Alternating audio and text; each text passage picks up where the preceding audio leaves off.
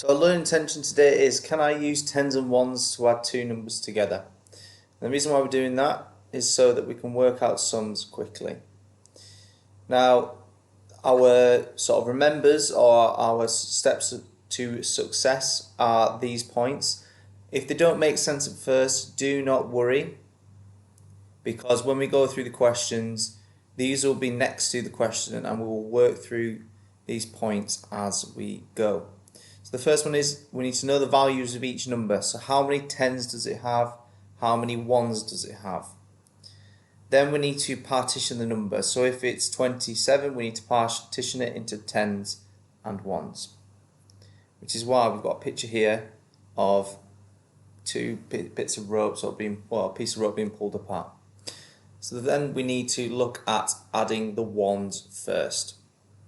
And the reason we do that is so that when we look at this red point where it says if the ones make more than 10, we make 10 and add the rest. Once we've done that, we add the tens, put the numbers together and work out the total.